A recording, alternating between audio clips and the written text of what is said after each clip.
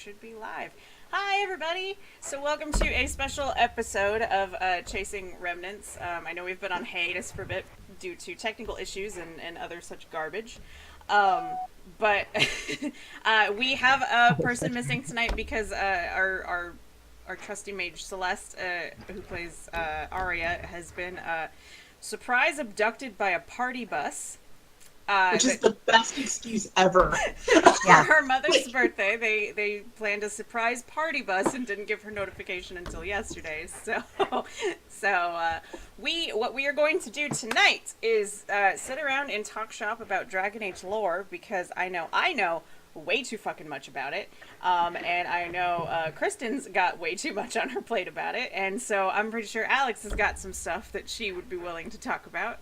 So we are just going to sit around and talk about the lore and the questions that we have and make up crazy pants theories to try and explain random stuff, and it's just going to be a good old time for the next couple hours.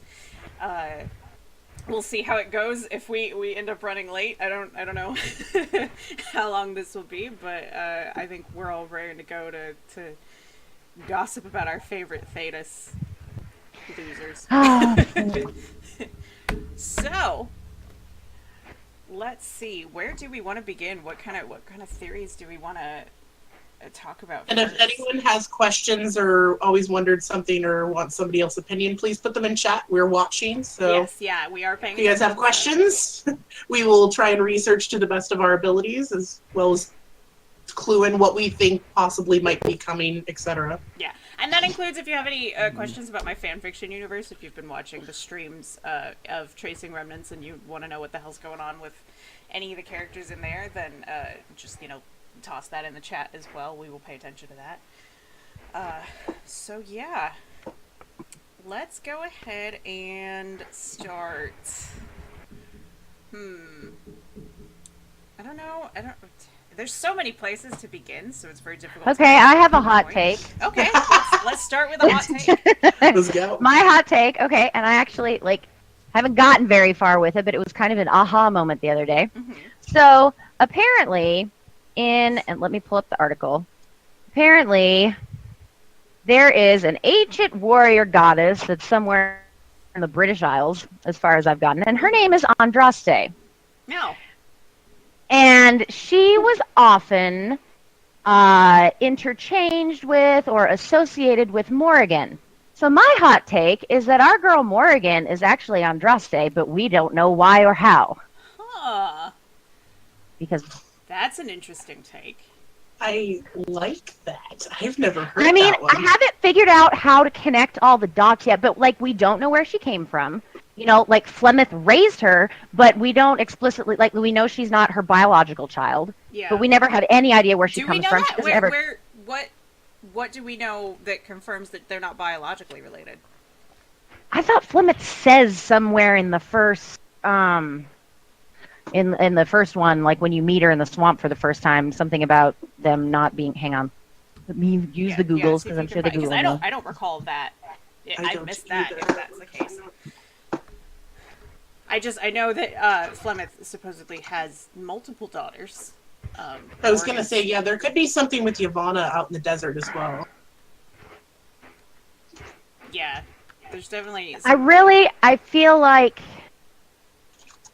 I feel like for some reason that she's adopted, but if I'm incorrect, let me find her wiki page.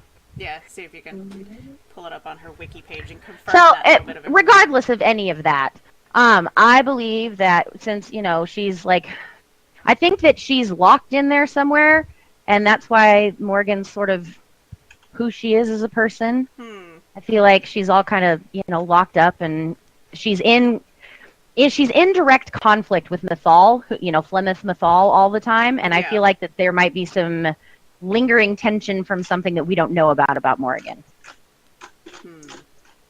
I don't know. Like I said, I haven't really thought about it too much. That's an interesting one. We should probably do some more research into that and follow up later and and see if there's anything. Yeah. Interesting. Googling that came up with a couple theories that possibly Morgan's father would be King Merrick. That part of the deal that he makes with Loghain is that obviously his blood helps with the dragons, but maybe she took more than blood. Ooh, that's I don't interesting. think That would that's make the one. That would make Kieran incestual. That's interesting. Yeah, I think that's a lot let's- more. I mean, I know that part of Dragon Age is based on Game of Thrones, but I don't think we went that deep in the analogy. At least not yet. At least I fucking hope not. David Okay, Gator, maybe don't I do me just like this. misread that Plymouth was not her actual mother. I don't know. I think maybe it was because Morgan was like vague with the details or something about her She's mom. I super thought vague. that she was like, we don't know much about the actual parentage at all. It could very Yeah. well be she's adopted. I just didn't think it was anything that was confirmed. you're probably correct. But that is the conception that I have been under since the very first. So, whoops.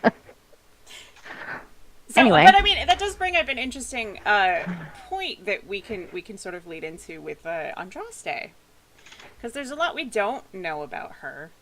Very little that we actually do that can be confirmed. And there's a lot of strangeness surrounding that. And so, and one of the things that that we can sort of touch on is when she was very young, there was a sister of hers. I don't remember if they were blood related or adopted or just had the same. Andraste's sister? Yeah, I forget what her name was too. But basically, she had a half sister. Yeah, so they're Halicere? Yeah, Halicere, something. Halicere? Yes. Pronounce it how you will, but she's the one that died under mysterious, violent circumstances. Yes, that's what I'm trying to get at. So basically, they found Andraste, curled up in the woods, and Halicere was basically, murdered. And I believe that there's reference to her being just a pile of ash, like she was burned alive or something. And after that point, Andraste was very sickly and sort of strange. It's reported that, she had a lot of illnesses that she never quite recovered from. She was always cold.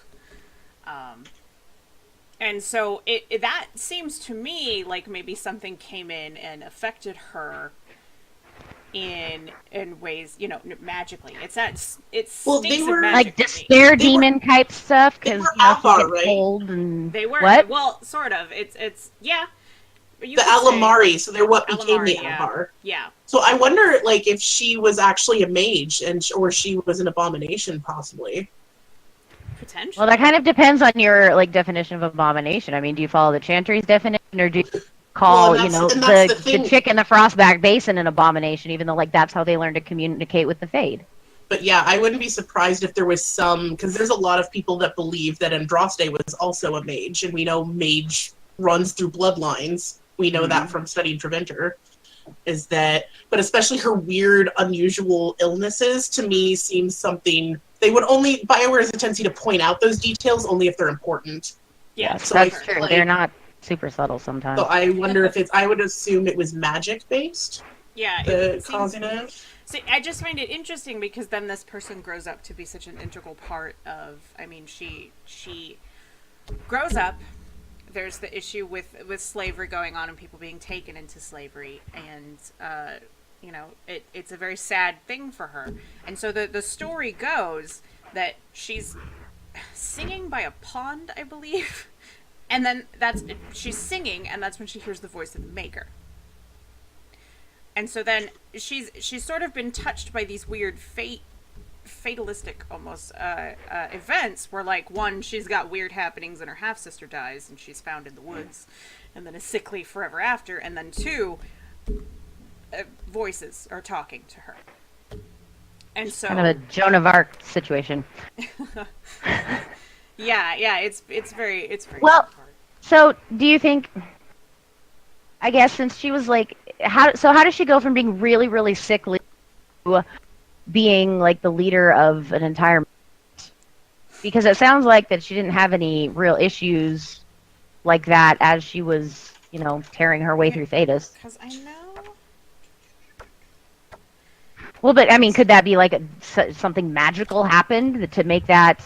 It's entirely possible. I'd have to pull up the exact story of what happened to her, but from what I recall, there's not a ton of information about what happened with it. but I mean, she starts talking to the Maker and decides that just slavery is bad and we should not do it, and starts the march against Tevinter and basically calls a bunch of people to her cause through song and the power of like her way of speaking and just her presence. And so, see, I feel like someone who was sickly would not be doing that. So I think there No, was like and there I think- had to be I some think- like magical interference somewhere. I think the contact with the Maker, the alleged Maker, is definitely a touch point for that, where it changes a lot of things for her. Yes. Is it a maker? Ooh, is it one of the old gods? Who knows? And So so, I came. Go go ahead. ahead. Go ahead. Oh, I came across an interesting, just kind of putting a couple keywords we were talking about together and searching. I came across a lore post from Reddit from user Erebus from about a year ago, talking about Andraste and her sister and why that story is important. Yeah. And their theory, so it talks about that they fully believe that Halaster was some form of abomination. We know Andraste followed her sister into the woods. The ritual that now the Avar have involves a burning of some sort to release the spirit that they have. We know that.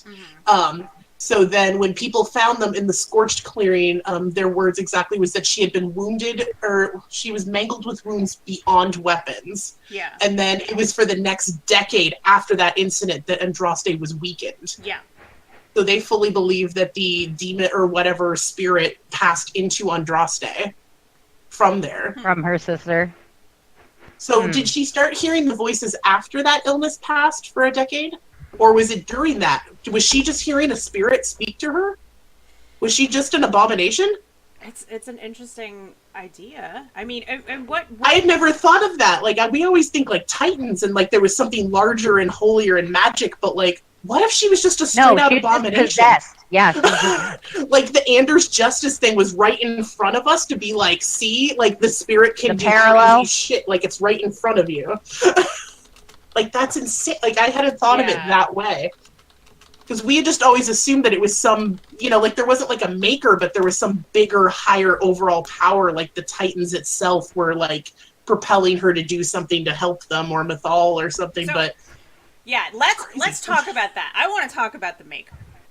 And my I don't theories- want your pamphlet. Keep I your don't want your pamphlet. have you heard the news of the Maker? Slam No, 'cause door. I have a lot of I don't care, but I will bang all of her representative soldiers. Like, I'm just down with that. I have It's a lot fine. of theories and feeling about the Maker, and a lot of it ties back to so Andraste was singing and got the attention of the Maker, and then Yes.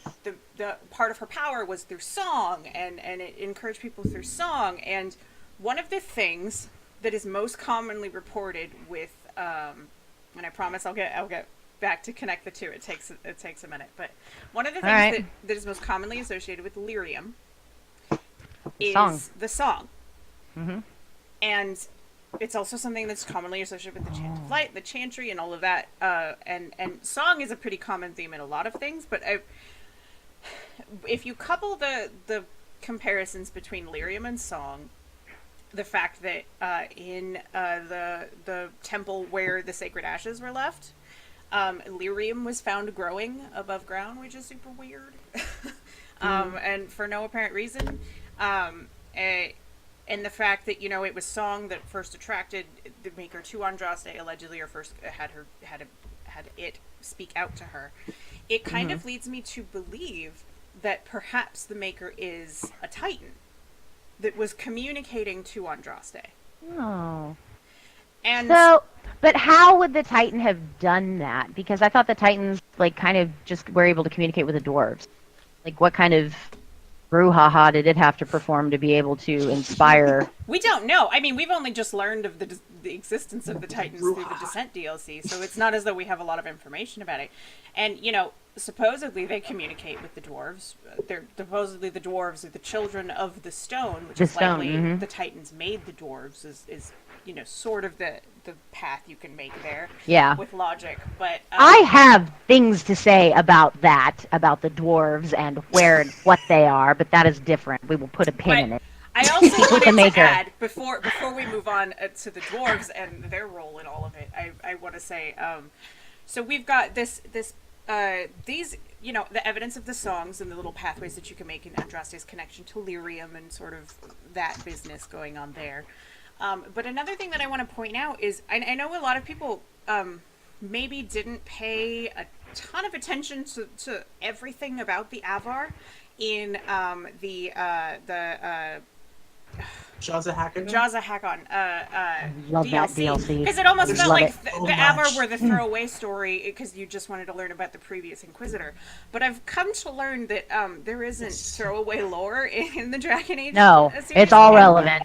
So what I found interesting about the Avar is they had a lot of belief systems and things in place that almost lined up with the shit that Solus tells you. Like not all spirits are bad. You can live in Yep. harmony with them. This is all pretty chill. But what also interests me is there is a story that's in the Avar lore about their gods. And it has to do with one of their gods called the Mountain Father? Is that... Oh, the Mhm, yeah, All-Father. Mountain Father. Yeah. No, it's not. It's the Mountain No, I don't Father. think it's the All-Father. I think that's a different... It's- Come on, computer. I've searched this I'm pretty sure it's the Mountain Father. I think it's the Mountain Father, yeah. You're probably right. Yeah, it's the Mountain Father. So they have this story that basically breaks down that the Mountain Father one day got upset about some shit. And because he got upset, there's like earthquakes and all kinds of bad stuff Oh, going on. I read this. Yeah, I read this. It's in the tavern in Inquisition Yes. in Haven. Yeah, and so there's all kinds of stuff. And what happens is it as the Mountain Father's throwing a fit, they go all the other spirits or all the other gods, which are spirits to the Avar, we know that from the lore. All the other spirits get together and they're like, hey, how can we chill this dude out? This is not working out well for all of us. And the god that they call the Lady of the Skies, which is sort of like the direct power counterpart to the Mountain Father. They're two of the most powerful gods. She basically finds someone to go inside the mountain and defeat the Mountain Father's heart, And take it away so it... which calms it, and then he Yeah. returns to normal. And, I mean, boy, that sure does... First of all, that sounds like the Descent. And we basically just did that. And so but it also interests me that like they revere this specific spirit as a god, but it's also a mountain. It's a physical mountain. So you think it's a Titan? You think So that, I think that the Mountain Father is a Titan, and I think and the it's Lady of the also Skies is... in line with it being the Maker, and I think the Lady of the Skies definitely sounds like Mythal to me. Yeah. For sure. Like Mythal, Flemeth, or whatever combination. Yeah, Asha thereof. Belinar. Yeah. Yeah. And I think it's interesting too that Korth is known as the Mountain Father, but they also refer to him as the Father of the Skies as well. Yes. Like, it's an interesting, like, the idea of something so grounded in Earth and the sky as well. Like, I'm just like, there's some Dwarves and Vale. Yeah. Yeah, exactly. And so, but with any kind of discussion that you have about the Titans, we definitely got to work our way down to the dwarves. Like, Oh, I am pulling up my notes. I have things to say about the dwarves. Hang on. I went on a weird tangent a couple weeks ago to Zob about like what if Mythal created the dwarves as her? Like I had this whole, like I should have written it down. It made sense at the time. Like I was like I had a bunch of weird breakthroughs, like very inebriated. Okay, And so was I like, have a question okay, Yes. about dwarves. yes, So how do you remember in the first one when you're playing Awakening and you end up, I think when you're with Sigrun, like there's a bunch of ghost dwarves running around everywhere, and Yeah. even in like the first Dragon Age, how, if they're not connected to the Fade and they have like no touch with spirits or anything, they go to the stone, like what are they? Where'd they come from? David Gator. I mean, yeah, and some of it we do have to take with a grain of salt because I don't think BioWare had nailed down the lore quite so succinctly as they have now. But I mean, you could say just because they're not connected to the But no, Fade, because later in Inquisition, when you're stuck in the Fade after Adamant and you're talking to Spirit Justini or whatever. Yeah. At one point, she says, every dwarf's whisper in the dark when she's talking about how the nightmare is getting bigger. How can the nightmare hear the dwarves? Because the dwarves can't hear the Fade. They have no connection to that. Just because the dwarves aren't connected to the Fade doesn't mean the Fade don't know what's up. Like, the demons but how there's just a barrier there. How would they influence them, though, if there's no connection there? Well, and the dwarves whispering in the dark does not necessarily mean dreaming or a connection to the Fade. They could just be physically doing that in the real world, but because the Fade is integrally connected to that, it would affect the Fade in some way. But I don't think it would, because I feel like the dwarves they don't have any connection to it. Like, I don't think spirits can influence them the same way that they can the other races. No, and I don't think that the spirit, because for that part with the nightmare demon, it sounds more like the dwarves are influencing the nightmare, not that the nightmare demon is influencing the dwarves.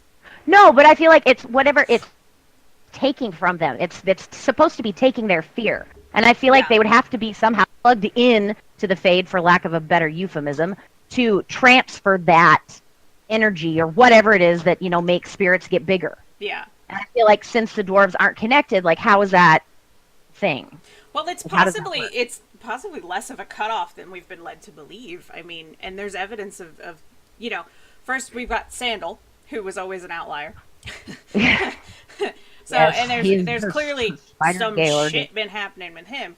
But I don't think I don't think that they're cut off from the Fade is a complete can never access the Fade again kind of thing. It's just they've got a block up. And we can also see evidence of that in the lyrium dwarves that you find in the Descent. I don't remember what the knights' names were. The Shabratal? Yeah, Shabratal. Yes. And those things are weird. They confuse me. And those things, awesome. Okay, so the important point to notice about that is those dwarves were directly in the service of Titans. Of a specific Titan. And they were trying to protect it and its blood, which is lyrium, and its heart. And it was just doing, the Titan's bidding. And so I think that gives us sort of a clue of, like, well, what cut the dwarves off from the... First of all, the dwarves could not have always been cut off from the Fade, because the Fade was not always a thing that existed. There was not always a veil. That's true. There was, it was all interchangeable. But what if they were shielded by the Titan from whatever influencing, outside influence there was? So they developed without that connection. That's an interesting idea, Alexi, to think that them not being connected is actually to protect them. That it keeps them, they're invulnerable from something that can access the Fade. Considering the dangers of the Fade, that's a good point. Like, that would make that when the Fade when the veil was put up, the Titans were like, could cripple everyone. And the Titans went for self-protection wise, to cut them off meant that they could serve them, protect them. But maybe cutting them off, they might have forgot their purpose as well. And I wonder if that's what led to the downfall of their empire, because they don't really know. We don't have hardly any. So that's a really interesting interpretation. Here's some things then, because this brings in some interesting timeline questions of when did all of this start taking place? When did the dwarves have access to the Fade? When did they not? So bad at that. When did things start going south? And so I've got. I mean, this all happened real early. The first parts of the timeline are not very well fleshed out, because we've got Arlafan was founded about 3,000 years before the arrival of humans. And we do know that, I believe that because Solus calls Varric child of stone, that they did interact at some point. I feel like there was a point when they did. They did, because, okay, so here, let me get through the timeline here real quick, and then we'll discuss the finer points of it. Okay, so we've got Arlafan was founded 3,000 years before humans show up. The next point on the timeline is at minus 4,600 ancient. The elves are believed to first make contact with the dwarves. It's right there. Yeah. I'm looking at my book. Humans don't show up until minus 3,100 ancient. So the elves and the dwarves were living in some kind of harmony or contact for, 1,000 years. A hot minute, yeah. A Long hot enough minute that there are a bunch of them in Uthfanera in the deep roads. There are them in the deep roads, and there's also a mining operation that you go through in Trespasser that is a lyrium mining operation that has statues to Mythal, which I think is there was fascinating. Important. That's so important. Like, I don't know why more people aren't screaming about that detail. And look, listen, if I hone in on a detail, you should pay attention, because I was one of the only people who read The Vast Empire and was like, why is no one talking about the network of Illuvians underneath Orlais? Why are we not talking about the network of Illuvians underneath Orlais? And then look what ended up being important. Was it the network of Illuvians? Where was it underneath? Oh, it's on your face. That was so worth it. The fact with the Mythal temple and the statues there, like, at least to me, indicated that she was having, or like the dwarves were taking. Like, I like the idea of that them being cut off was a punishment. Yeah. They misused the relationship they had with the Titans. I'm like, pretty firmly... I don't know if Mythal requested or if maybe they mined it as a gift to her. Like we offer this gift to you, like all mother or something like that. But either way, they took the lyrium. The Titan went no, and just and that was it. Shut the gate on them forever. Like it's about the worst punishment you can give someone. So do you think these guys were hanging out like before lyrium was, like before they figured out it had properties? So. Yeah. I think that's definitely. Probably what happened is they didn't realize lyrium had magical properties until somebody someone said, "Hold my beer," and went in. And listen, there's also like evidence that it was a punishment, because when we loop back around to stuff that we know about Andraste, if we presume that the Maker is a Titan, then some of the things that are true about what the Maker said, or some of the things that are in the religious texts about the Maker, start to make a lot more sense about, like, okay, so supposedly the Maker had turned his back on his children and was not speaking to anyone, but then he hears Andraste sing and is like, maybe there's some good left in the world, but then turns his back again when Andraste is killed. Because so imagine this Titan who got angry at the world because they were using his blood, they were mining his blood to, fuel whatever, turns his back on everything, and then years later just finds this girl that's singing and is touched by it, but then the world kills her. And I think it makes a lot of sense that, the Maker is this Titan that's been spurned twice now. Well, almost spurned 3 times, because wouldn't you think that they, I don't know, the mountain, whatever the mountain's pronouns are, don't misgender the mountain. I'm sorry. I'm so sorry, Mountain. I'm so sorry to the Titans. I completely forgot what I was going to say. I'm sorry. No, it was my fault. I misgendered the Mountain. Now I'm confused. You said they were spurned 3 times, spurned a 3rd time. Yes. So I imagine that the Titan probably saw the elves and the dwarves as both enemies of the state. Yeah. So they would have been taking away their life as well. Their life. Yeah, so it would have been. Yeah, I feel like he would have been spurred. Whoa, this is bugging me. The Mountain. This thing needs a name. We can say he. It's called the Mountain Father. The Maker is okay. He. Korth, so we can say Korth. So we say he. We've got a good indicator. Okay, so this guy is like, my dudes, you elves and you dwarves have screwed up so royally that I just cannot with you. And then he goes into like this epic, big sleep, and then all of a sudden he hears this girl. And he doesn't know what humans are. He's never seen them. He hasn't observed any of them. So maybe there's a little bit of hope. And all of a sudden, Andraste's song. I think that Solus' Korth. I think that Andraste's song must have spoken to something in the lyrium, in his blood. Are you okay, Slime? Yes, I'm exploding. I'm having. Sorry, you have totally tipped off. Like I just had light bulbs go off in my head. Yeah. So did I spoil something? No, that was good. No. It's good. I've got theories now. Okay, so I've always had this theory that all of this has been... Mythal works the fucking machinations. Like, she is pulling all the levers. She is leading like, the hey, ship. bitches! She's got her hands in all these fucking honeypots. And I believe that she's behind just about everything that's been happening and is about to happen and has happened. But I've never quite understood why, what was the motivations, what brought everything about. Like, I don't really understand what's been going on. Okay, so imagine this. Mythal discovers that lyrium can greatly boost her power if she uses it, which could give her dominion over the other gods and give her more control, or the other gods, Evan-Eurus. Yeah, the Evan-Eurus. And so she starts mining it. Whoa. Oh, it's okay. Sorry. Let me get through it real quick because I'm gonna pass out. Okay, so they start mining it. Imagine what if the Titan gets mad about this and not only turns its back on the dwarves that were mining it, but makes it so that none of them can actually access the power within the lyrium. Like, what if it has the power to deactivate that consciously? It, like, took away their chip. So... Oh, shoot. My headphones are going to die. 1 sec. Oh, no. Just a second. I'm sorry. Hang on. Keep going, Zach. I'm gonna keep going. So... I lost my middle of the sentence.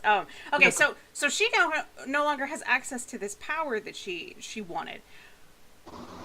So imagine she devises a plan that would make the Titans dormant, but still allow her to access that power. Now, we know that the Titan was supposedly asleep. Don't hate me, I'm so sorry. It's fine. We know that the Titan was supposedly asleep. You know, that all reports say it was dormant, it was asleep, it was chill. Sorry, Alex, I'm just keeping on rolling. And so, but the break in the Fade, the breach, is what agitated the Titan and woke it up. So perhaps she was the one who pushed Solus to orchestrate the creation of the Veil in order to make the Titans dormant, so that she could then devise a way to access the lyrium without letting them control it. Yeah. That puts a lot of pieces into place for a lot of my theories. I'm like, shit. Well, and I was thinking too, it kind of works too that Solus makes a point of pointing out that they weren't gods, that they were very strong mages. So the fact of that, like that point, why was that like a point that needed to be made? Because we know lyrium enhances mages. A god would not need them. Okay, our windows are about to get wonky because Alex is going to need to restart her Discord. Sorry about that, guys. It happens. Yeah. But yeah, no, pointing out that they were just very, very powerful mages, yeah. I think even a greater precedence to that. Yeah. Yeah, no, I like that idea of that the veil like placates them basically, or it puts them would to sleep. just and I think or it just also, or, go ahead. What if what if it separates the veil from them? Mm-hmm. So that if they don't have access to the veil. So maybe then that means they lose control of delirium altogether. That's how the Titans operated, was through the Fade. By putting the veil up, they separated it from them. Yeah, that's an interesting. I like that one. So I mean, and then it was getting murdered had to be part of her plan then, right? I feel like that was the other elves being like, bitch, like, no. Like, maybe they knew maybe she intended to put up that veil in the first place, and they tried to stop her by killing her. And then as revenge, Solus enacted her plan. Yeah. Or, her plan could have been slightly different, or we're not certain, like, when, like, her body dies, we know Flemeth travels. Like, she's been through many, many bodies over time. Yeah. So we don't know exactly what that looks like. Are the Evan-Eurus mainly a spirit housed in a body? Yeah. Like, could a character show up in the next fic that like we have no idea who it is, and it turns out to be Fen Harel, like because like he just moves bodies. Yeah, like well, and we've talked about too, like it supposedly it's a piece of her that has come back, which we've established before in the canon that spirits when they die will eventually be resurrected. It's maybe not the exact same spirit, but it is, but it isn't. It might not have their memories and stuff, but like, and so that's an interesting dynamic to set up. We've set up that resurrection happens, and then we've also that's the importance of that solo mission with Solus about that saving his friend the spirit, because and that's what, and like if you're friends with him, he tells you, the spirit doesn't die per se, but they are forever changed. Yeah. Maybe the original Mythal was actually good or was doing something with good intentions. They killed her, and then she came back as something else. Maybe. Like, new and shiny clean Mythal is ready to fuck them all up. I don't think she was ever had pure intentions. I think it was always, she was angling for something bigger, always. But and we've also talked about in the past about the fact that Mythal has also shown that she's split into pieces and is going to be coming back. I mean, you can murder her in Dragon Age Origins, and whether you murder her or not, she comes back by popping out of an amulet in Dragon Age 2. So she's clearly doing some things, and we've talked before about the fact that, okay, what are the old gods? Exactly. And we've theorized, well, maybe they Oh, dear God. Liliana is one of Flemeth's daughter, isn't she? That's why she's fucking birds. She's a redheaded rogue. She's a redheaded rogue who turns into birds. For fuck's sake, she's one of Flemeth's daughters, isn't she? She just doesn't know it, or does she? No, I don't think she would know. But we've talked about the old gods possibly basically serving as Horcruxes for Mythal. Yeah. So suppose she knew she was going to get murdered, does something to convince Solus to put up the veil as revenge. That's right. That's right, because there was 9 pieces or something, and there's 9 old gods, isn't there? Yes, yeah. And so she sets it up that she split into these pieces of these old gods, and welcome back. Sorry. That was fun. That's fine. So we're talking about the welcome back. We're talking about the possibility of the old gods being Mythal's Horcruxes, essentially. Ooh, that's a great idea. She sets it up so that the veil goes up to subdue the Titans, so that she can have access to their lyrium. But she knows that the other elves are going to try to stop her for doing this because the veil's bad news bears for all of them. So they murder her, but she does something to convince Solus to enact revenge, and he throws up the veil. He does what she was initially intending to do. But meanwhile, she's split herself into those pieces, into those old gods. Which is precisely why she starts whispering to Tevinter later, in old god form, trying to get them to break into the veil to release her pieces. And that's also why she's collecting old god souls. They're pieces of her. She's trying to gather herself up so that she's at full power again. So why is she in Solus right now? Well, I was going to say, what if one of those pieces in the beginning went into Fen Harel, and that's why he he thought it was his. Ooh, is he possessed by Mythal? Well, or she's influencing, but maybe that's why he goes and takes the piece out of her spoilers at the end of Inquisition. I think we're so far beyond the spoiler warning by now.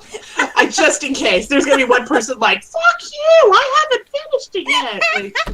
Came out 4 years ago. What if that's the beginning of her being reconstructed?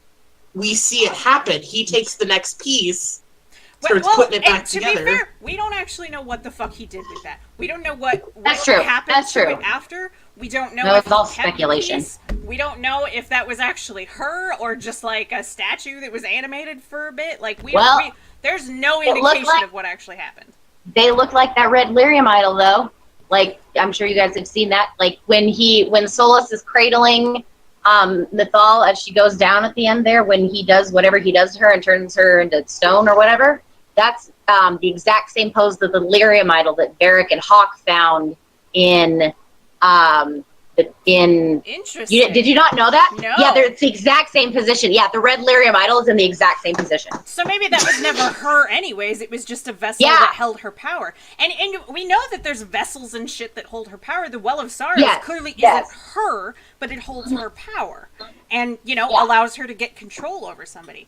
So maybe he just took one of her power vessels in some weird fucking temple that was stuck in the Fade somewhere. Because we don't know where the fuck they were either. Like, is she just hanging out in groves? Like, Yes. so like I would imagine he took a piece of a construct of some kind that was like, you know, one of her bits, you know, and it's not actually her.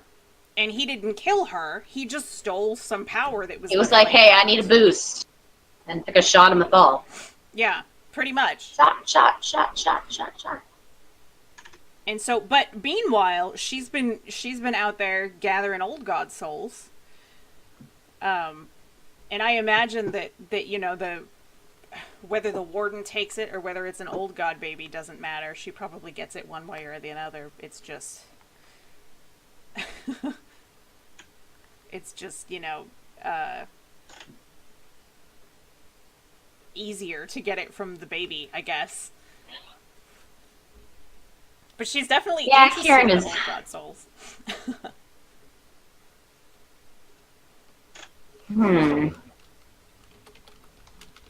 I think that point about the Tvinter gods being Horcruxes is really interesting. Because, I mean, dragons are kind of her thing. Yeah, I mean, Mythal is dragon. Yeah, like that's what she does, so it would make sense for her. Being her Horcruxes makes a lot of sense. It also makes sense why they reached out to Tvinter and were like, bust in the Fade, do it. It also makes sense why her needing access to those old gods could explain why, because they're another thing that's thematically connected to song. They sing to the Darkspawn and drive them mad to the point where they dig constantly to find them. And we know that if you break that connection to that song, the Darkspawn kind of turn out pretty reasonable. I mean, I think that the Darkspawn are made by corrupted titans. I think that's where the first Darkspawn came from. It could be. It could be that she blighted a titan and yes. caused that, and they started crawling up that way. It could be that it's the other way around, that the Darkspawn, that she maybe created the Darkspawn to dig out her pieces of her soul to make the blights happen faster, so she she's so evil. And in the process, maybe some titans got corrupted by the Darkspawn. Yeah, because we know that they're a hive mind, that they follow one voice, and when they don't, they go completely erratic. They freak out. They don't know what to do. Yeah. They need that but they archdemon. they follow a song. It's stuff that the architect has talked about as and, you know, they follow the archdemons, sing to them. And then there's the tidbit of weird dialogue that you get if you actually take the drink from the Well of Sorrows. You get a weird bit of dialogue. Oh, that's weird. You do get a weird bit of dialogue. Yeah, where they talk about she's got a song that controls, or she controls the song. So I think that definitely points to the fact that she's controlling the song that the old gods are putting out. And so it makes sense that, you know, that it's because they've got pieces of her soul and she wants that back. Now, whether or not, you could make the argument that whether it's in question whether or not she split herself into those souls, or whether something the did it for her. split her into those souls. That would be a crime that if Solus was on Mythal's side, he would be pissed off enough to just shove them into their own little hell, because he's kind of, you know, like that. And I also think it's fair to note, Patrick Weeks has mentioned before that Solus's story is a tragedy. Pretty much regardless of what happens, it's a tragic story. I think Solus is just a pawn. I think she's been using him from the get-go, pretty much always. I think I think that depending on your choices of the game, I think what our decisions are going to come down to is either he sacrifices himself to help your cause and save and try to right the wrongs that Mythal has him committing, or he sacrifices himself just because he's done and just he gets killed. Yeah, he'll either do it because he's being altruistic or he's just given up. Yeah, it's either going to buy us time or make it worse. It's going to make it worse. Nope. Yeah. I mean, let's be fair, everything Solus does makes it worse, so... He's a mess. That's kind of his thing. It's kind of interesting that you use the phrase, like, split into different songs, because I had always, when they refer to, like, songs and all these things, I had always thought of it being the same song, just like in different pitches. Yeah, that's possible. But I feel like if we talk about that, we have to come back to Meriden. Mm-hmm. She literally sings songs she shouldn't be able to be singing. Precisely. Like, how does she know the words to I Am the One?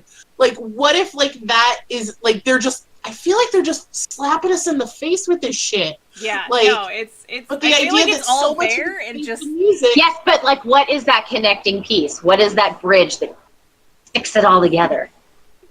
Are we all playing with our plushies? Yeah, I was like, you guys all have a Dorian's plushie. hair. We've got a full party. We do. Dorian's got bad head. It's good. I know. Cullen is all faded on this part of him because he was sitting in the sun for a really long time at my old house. So he's got like bleached hair on top. And mine's actually signed, but we could yell at Patrick Weeks while I touch where he's signed. That's not creepy.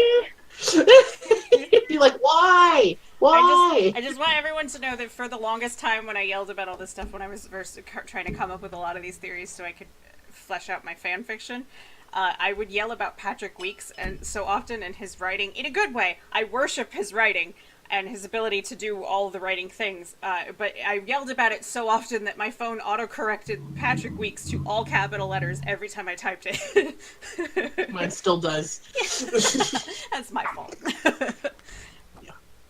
Okay, so here's another interesting bit from the timeline that I think brings up a lot of questions. So we've got the dwarves are interacting, and then humans show up at 3100 Ancient, and nobody really knows. Goes well. Nobody really knows where they came from. They're just there. What's up? Now, in a lot of the history, in a lot of the things, it's Sorry.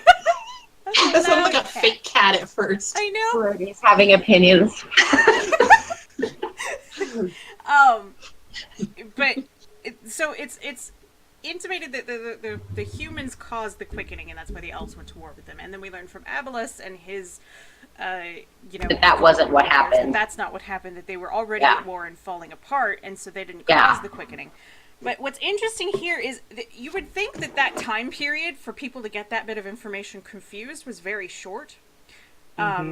It is like 400 years. I'm sorry, I'm bad at math, but the elves first noticed the quickening at 2850 Ancient, and the humans show up at 3100 Ancient. So why are they blaming it on the humans? Because it was already happening. Yeah, like, y'all been Because around for a while. Like, because that forces them to take accountability for it, as we've seen. They're not super great at. That's true. I wonder if someone started waging a giant propaganda war and it actually worked. Exactly. That's what I wonder I if think it was it is. soulless. However, okay, so the elves noticed the quickening, and Solus has basically said the elves die because the Fade was made. So they're cut off from the Fade, and that's what makes them mortal. So they noticed the quickening in 2850 Ancient. If we can presume that that's when the veil was dropped, the old gods start whispering to humanity from the Black City at 2800 Ancient. So that is a 50-year that's kind of a gap. coincidence. Yeah. And That is the smallest gap we've seen in the timeline so far. Yeah. So, I mean, that definitely supports the theory that Mythal knew what was up, and Mythal, the old gods are, wanting to get out to control. I mean, it supports this whole Mythal theory that we're pushing here.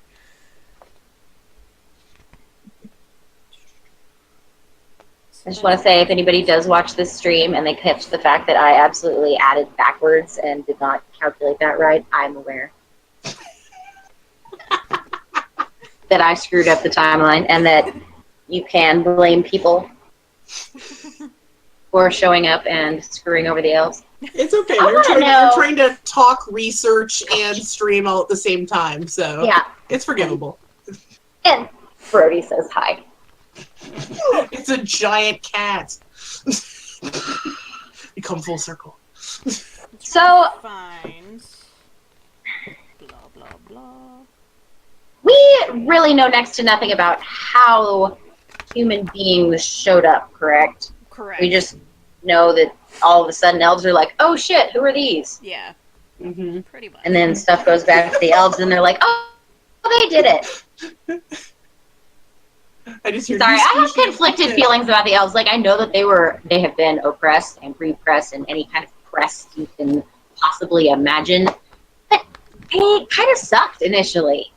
Yeah, no, I think you can definitely separate the fact that what is happened to them since the quickening and onwards is completely devastating. It's horrible. Yes. But you can also recognize that the people originally in charge fucking sucked. They sucked. Absolutely. They sucked. They did nothing but war amongst each other. I feel like I'm describing the US right now.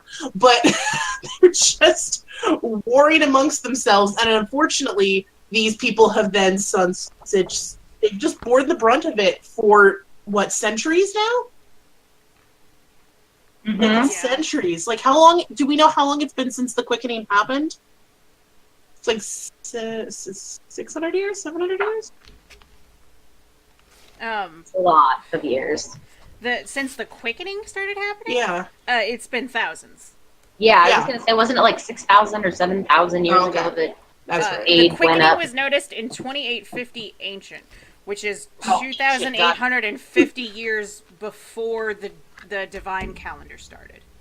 So it's not only the 900 years of the divine chantry calendar, but an additional 2850 before that. Jesus. Yeah. So here's interesting. So the old gods start whispering to humanity from the Black City in 2800.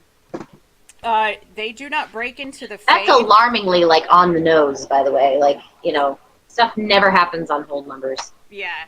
What does this mean? They don't break into the into the fade until 395. Say that again? 2800 to 395? Yep. It took them that long? And in the meantime, lots of wars happen, including... Okay, so like here's another interesting tidbit, because there's lots that happen between the dwarves and Tevinter, and they're allying and going back and forth, and the Alamari settle around the... so the Alamari tribes cross the Frostback Mountains and settle in the lands. So they came, I believe, from south, fleeing north. And it says they were fleeing a shadow goddess, but scholars believe they were escaping a natural disaster. So that's interesting that they've mentioned the shadow goddess. And then they settle in the Ferelden area. There's also a tidbit much closer in 410 ancient, or minus 410 ancient. A group of Kossith is believed to land in the South Kokari wilds, making a colony.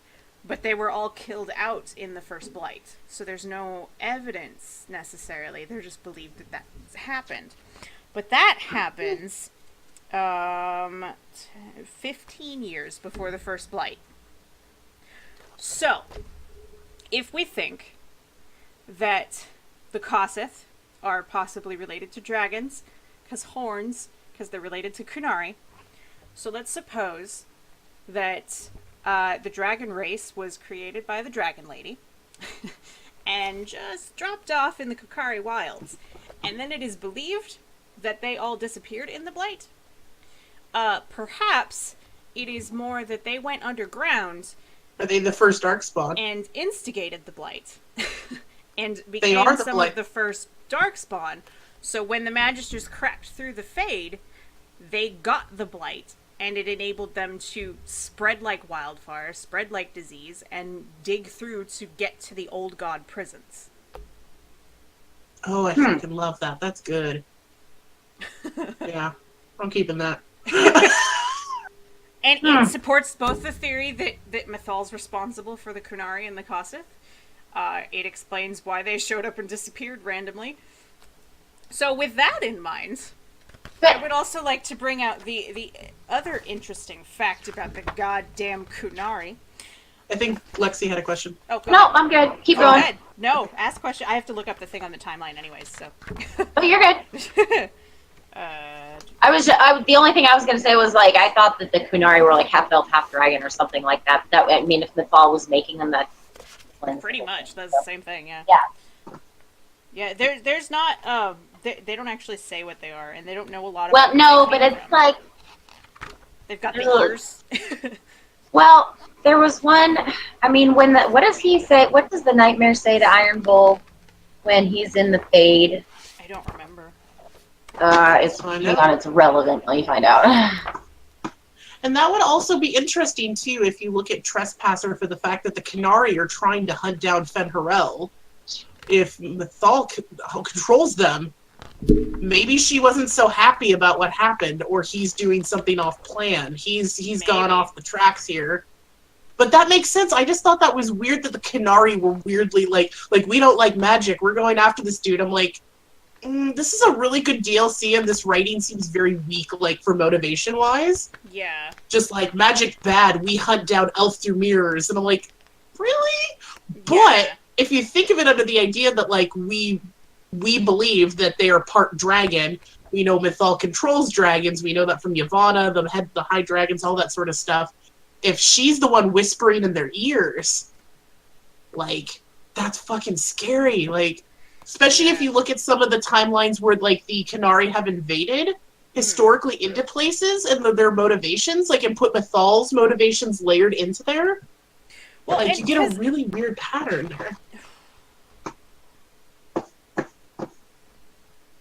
Oh, hang on. Let me check if this is the right date. I have to actually Google it.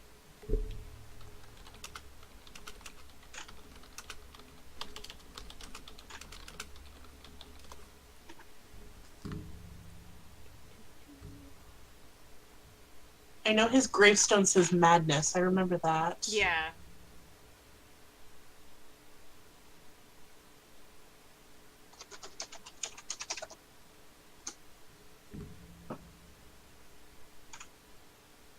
That is the time where they show. Okay, so the other interesting fact to note about the Kunari as a whole, and as we know them today, is that the Kunari allegedly fled the Kossith, but they don't know why. They say they've lost the history. They don't know what they were running from. Nobody could explain to you who the Kossith were, what they looked like, anything about them. They just supposedly were leaving them, but they didn't show up into Thedas until 630 Steel. Now we are at 940, which is only 300 years. That is a remarkably short time for a culture to lose everything about their history and not know what they were running from. Like a crazy short time. And I know there have been wars, but also, interesting point, the thing that is just before the Kunari arriving in Thedas on the timeline that I am now paying a lot more attention to than I ever would have before is that in 615 Steel, dragons are hunted nearly to extinction thanks to methods pioneered by the Pentagast family of Navarra. The Pentagast become known across the continent as legendary dragon hunters, which means that suddenly the dragons all disappeared. And then 10 years later, the Kunari show up, and they don't really know why. They're just going to come wage war. Oh, hey, look at that.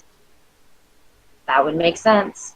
Right? I'm like, excuse you, BioWare? Right? Huh. Interesting. I'd never thought about that. Yeah. Okay, so the Nightmare Demon tells Bull the Canary will make a lovely host for one of my minions. Maybe I will ride his body myself. It's the final ride his body like ride a dragon? Come on. Well, it's the thing that I was talking about though is actually in what he says to Iron Bull in the final battle. He says something like your creation was just a mistake or something like that. But he says something about his origins, and I'm trying to find it. Okay, let me find it. Okay, I'll help you. Thank you. But I find that very interesting that those two things are next to each other on the timeline. So the Karnari show up after all the dragons are just about dead. Yeah, that's interesting. Barring the one group of Kossith that allegedly existed down south. And no more. Oh, please don't do that.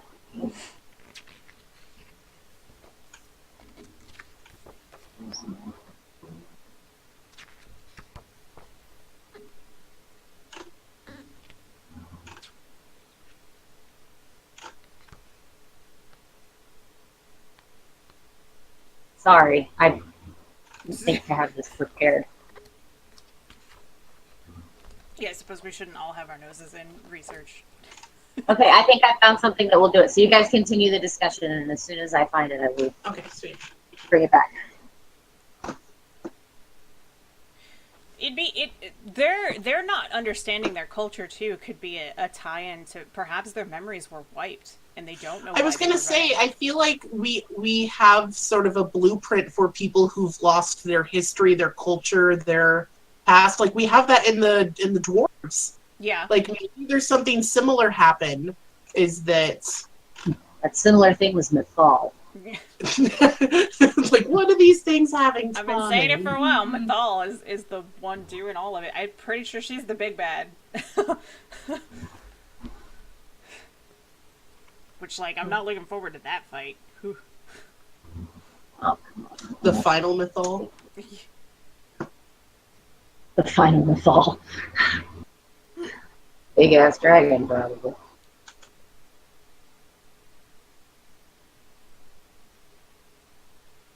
Well, thank you, BC or Be Coy Dog on YouTube. It's the video I'm watching right now to figure out what they say to what Curfew says.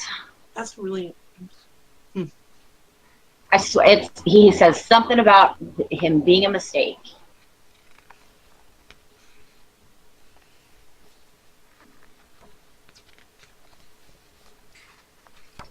Because I think it just has more to do with Iron Bull being terrified of his existence not meaning anything or madness and losing control. I think he's particularly afraid of losing control because he's done so before in Saharan. Yeah. Well, they've built up that, but Dragon Age is kind of known too for like purposely waving symbolism in your face too. True. There's a lot of things that we go, that's just a metaphor. Oh, that was literal. That was literal. Yeah. Like, oh God. And while you're looking through that and researching it, speaking of symbolism, we can talk about the symbolism of Tyrda Brightaxe. Oh, I love her. I haven't deconstructed that poem yet, but I need to. It's lovely. So we did at one point. We did a bit of a deconstruction. Oh, you've done the analysis? Okay. We had a Dragon Age themed tea party and basically put on tinfoil hats and got real crazy. We had literal tinfoil hats. That's true. We did. We put on actual literal tinfoil hats. I love it. I was reading through the poem and I noticed that the meter is sort of similar, and I managed to match it up. The meter is very close to that you would find in The Raven. By Edgar Allan Poe. Oh yeah, except Nevermore. There's one line of each stanza that's different. And so if you take each of those lines out, it actually forms an almost coherent story. Let me see if I saved Read it. I don't know if I saved the separation of it. Let me see if I can find it. Oh, I might have it in my notes because I was the one that started taking apart the actual beats and emphasis. Like the joy of having somebody who was taking creative English at the time. I was like, wait, this is... I was like, what was that line? I'm like, that doesn't fit at all. I was literally writing metered stuff, and I'm like, no, Patrick Weeks knows better than that. That's wrong. Well, and this too, we did this, and we were trying to figure out, like, okay, who wrote the poem? Because we didn't know at the time. I was like, if Patrick Weeks wrote it, I could totally see him doing something like this. If somebody else wrote it, it's maybe just accidental. Not to take any credit away from any of the Bioware writers. They're all phenomenal. But Patrick Weeks is actually mentioned on Twitter not that long ago. I remember sending screenshots of it to Chrissy, like, because I was like, maybe we're right. But he confirmed that he was the one that wrote that poem, or at least it seems he confirmed it. Interesting. Let me see. He's a sneaky one. He is. As someone who's read his novels, he's very good at, even when you're expecting the unexpected, he still hits you in the face with it and you didn't see it coming. Yeah, I think you recommended those to me when I was sick. The Rogues Gallery, is that what they are? Yeah, Rogues of the Republic series. Or Rogues of the Republic, that's what it is.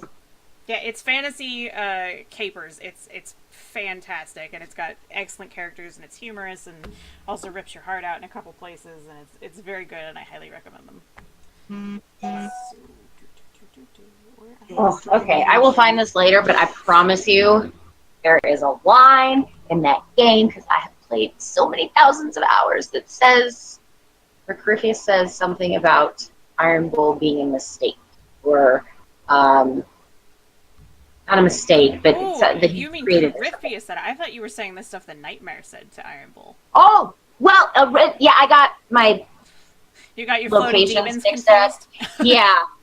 Yeah, well, yeah. So, because I was thinking, in the Fade, Oh, he here, uses I got it. Corypheus' avatar to, yell at you and all your companions. Did I you got find it? Did you get that? I have all of the Evernote notes from that tea party.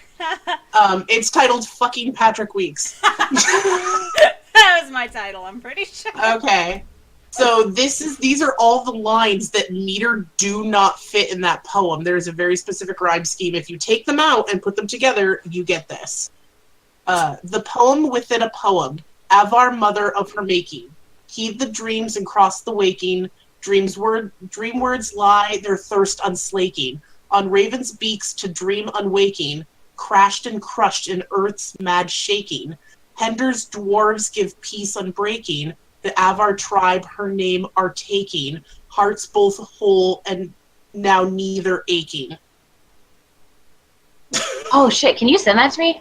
Yes. Well, no, I want to be able to read it. Yeah. We literally lost our shit when it came up, when we figured this out. Yeah. Because it's a completely separate poem in there. Yeah, it's a poem within a poem that's an actual... Oh, BioWare, you clever bitches. Right? Uh-huh. Yeah, that was about our... But yeah, and...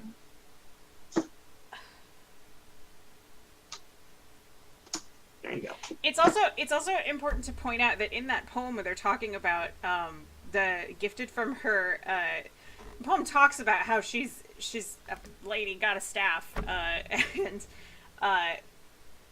she's basically told by her lover to go do these things.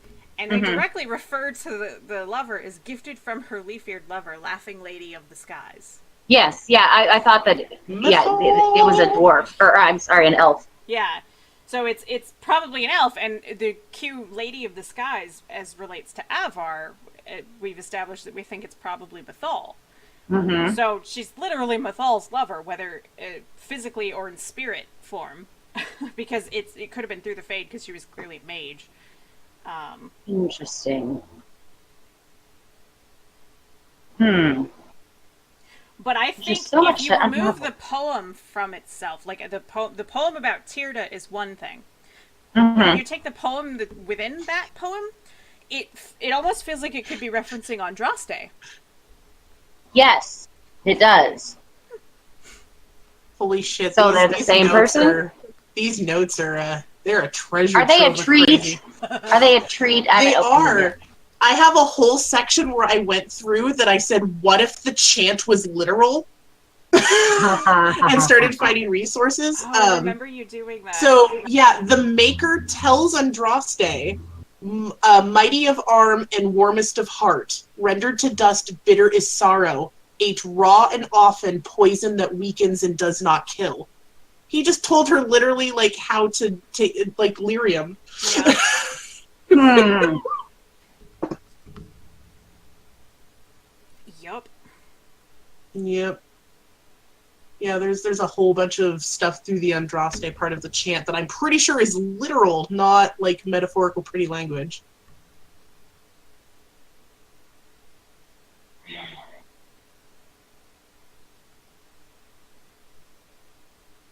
Oh, that's right. We still have to research what Merrick's sword was made out of. We do? Merrick's sword repels the blight. Yes, that's true. Probably got some dragon in it somewhere. Dragon bone. Well, because it wasn't there in one of the novels or one of the comics, one of the somethings, it talked about how dragons, they have the blight, but they kind of grow sacks around the blight to protect themselves from it, and eventually they to it, yeah. Yeah. A low level Well, immunity. yeah, eventually they'll succumb to it if they have it, but they're able to protect themselves, which is part of the reason that people think Alistair helped cure Fiona, because he's got dragon blood in him. Yeah. Anyway. Okay, so here's the other part that led me, because I remember this poem was integral in me thinking, what if Andraste you know, the maker was a titan, yada yada yada. Okay, this poem is about Tyrda Brightaxe, who flees, basically takes her tribe and flees some tyranny bullshit, and they take refuge with some dwarves. And she ends up, I don't know if you would say marry. I don't know if they got married, but she has some sex with some dwarves, and they have a baby. And first of all, the baby in the poem is called "One Day, Child of Tyrda's Blood, Morganon, in Strength Must Shine." Now, See, I think that's Andraste, and I think it's Morgan. Now, I don't. It would have been too long ago necessarily to be directly Morgan, but they basically founded the Avar tribe. This is like a story of people who, like, we've started the Avar now, and we're friends to dwarves, and this is the Avar, and this is what we're. So this is where they went from Alamari to Avar. This is a specific founding of the Avar tribes. So suppose that one of the reasons that Andraste catches the attention of the Maker, or the Titan, is because she is a direct descendant of a line of mages and dwarves. She's specifically... So, Mathal specifically engineered it so that this powerful mage slept with the dwarf and made a line of dwarf mage babies. That eventually the line would get, you know, slowly whittled down so that the dwarf part was small enough. So perhaps that is why Andraste was able to call out to the Titan and speak to it with song and catch its attention like she did. And we do have some precedents of that in the world already with, Alistair and Merrick and the Dragon Blood, and that even in small amounts it was still powerful.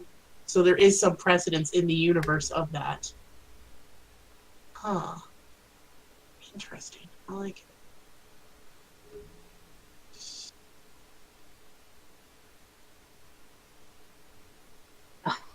Still on this Kunari thing, it's bugging me. Okay. I'm like a dog with a bone. That's interesting. Zom, what do you think the Cossack are? Because we had some theories back then, but it always comes back to that point that we know, and it's recorded, that the Pentagast who drank too much dragon blood grew scales. They started becoming lizard-like. What? It's in your notes. What? What? We need some sources. Okay, I'll get it for Source Where did me. I get that from? No, because I'm totally curious. Like, I want to know. Because, I mean, that also brings us back to the point of what the fuck are the scaled ones? Because that was the thing that happened to descend, that everybody was just like, sure, whatever.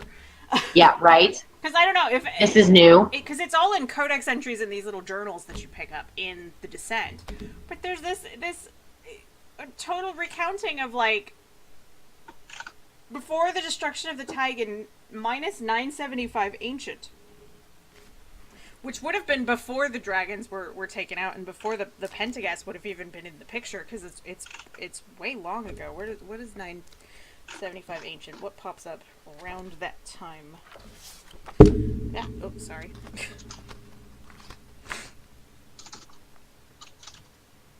Oh, fuck you. Fuck you, bye. Okay. Shit. So, the exact entry on exactly minus 975 ancient is the years-long siege of Arlathan ends when Tevinter is said to sink the city into the ground using blood magic. Surviving elves are enslaved. So the fall of Arlathan coincides with the Scaled Ones waged war with dwarves sometime after the founding of the Tevinter Imperium in minus 1195 ancient, but before the destruction of the Cadhalash Taig in 975 ancient. Okay, so it's somewhere in between there. This is like homework. I know, it's fun, right?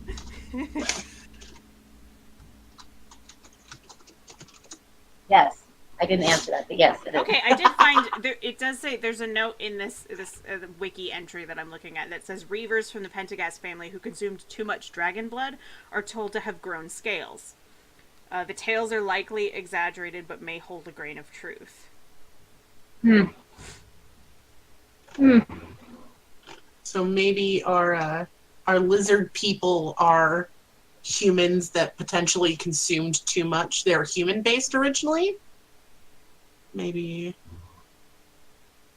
But Okay, so here's the description of the ones that I actually pulled up the Kodak entries. So we've got the scaled ones. I can't remember who came up with the name, but it stuck. Drogue had been lighting a torch when one attacked, and we finally caught a glimpse of something other than shadows. In the flame's light, we saw a man's body, like those of the Imperium humans, but covered in scales. It wore armor and even had a dagger hanging from its hip.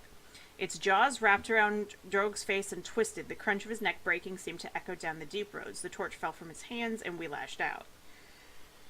What color were the scales? Were they scales or were they lyrium?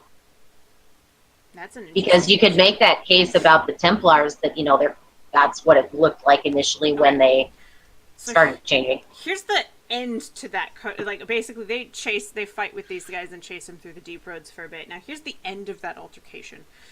The scaled ones had set up a camp at an intersection in the deep roads. In the center, there was a golden altar fashioned in the shape of fire. A chill swept through me. On the tip of each flame hung the corpses of those we'd lost, including Father and Drogue. They'd been drained of blood, leaving only bone wrapped in gray skin. A robed scaled one stood before the altar. Its voice was different from the others, softer, almost feminine. It chanted and raised a basin of blood toward the altar. The other scaled ones bowed low. The robed scaled one produced a fire from its palm and mouth and ignited the blood. They returned to the rest of the company.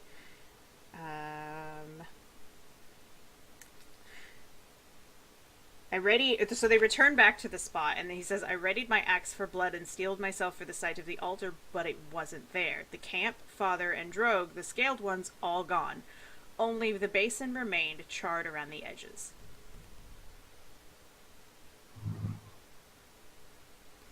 So if that happened...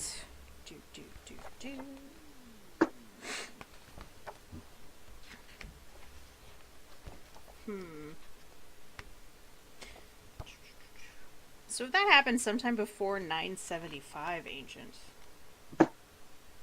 when Arlathan fell, I wonder if that had something to do with Arlathan. You suppose Arlathan's under Kirkwall? You know, because it says right here, the year-long siege of Arlathan ends when Tevinter is said to sink the city into the ground using blood magic. Now, isn't there a whole lot of lore that there was a bunch of stuff going on, like, underneath Kirkwall, like a bunch of... There's like, something fucked up at Kirkwall. Yes, there's something, and, like, maybe that's what it was. No, and there's also theories that Kirkwall was maybe the site where the Magisters broke into the Fade. That is also a very good theory. Sense. So perhaps the scaled ones were doing some sort of ritual that made Arlathan fall, and it sank below, and on top of that was built Kirkwall, which is basically a shrine to slavery, which the Tevinter Imperium would hella have built a shrine to slavery on top of the crumbling city of Arlathan. Like, for sure. Especially one they eventually did some fucked up blood magic in, using all the slaves. And I feel like there was definitely... I don't remember where it was. I almost want to say it was during, like, Sebastian's personal quest. Uh-huh. Where, I feel like they were talking about some sort of weirdness that was beneath Kirkwall that nobody ever investigated or something like that. Like, there's it's that, the enigma of Kirkwall. Yeah.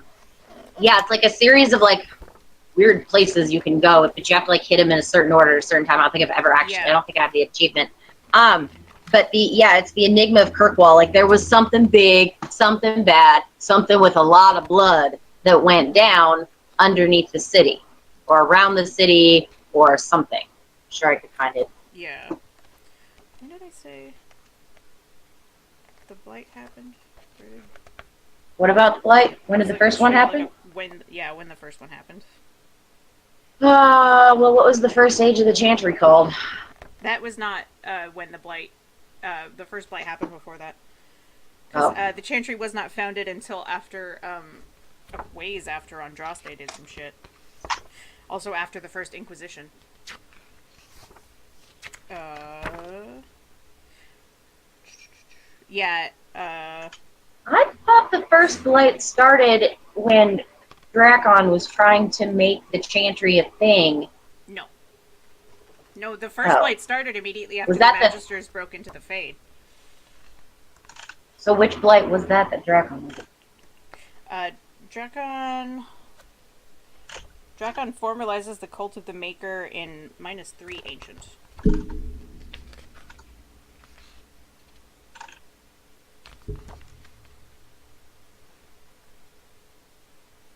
Well, maybe that was... hang on. Because I really feel like the newly founded Orlais then gets hit. You might be right, no? Oh, that's the second blight. It's the second blight. Second blight, okay. Okay, yeah. Okay, the second blight starts in the Anderfels. Okay. So that means first blight. So, back here somewhere. Arlathan would have been sunk at 975, -975 Ancient. And then... Yeah, that gives us quite a bit of time to build Kirkwall on top of it, because the Tevinger Magisters don't break in to the Fade until -395. So it's definitely feasible that they could have built all kinds of stuff on top of that.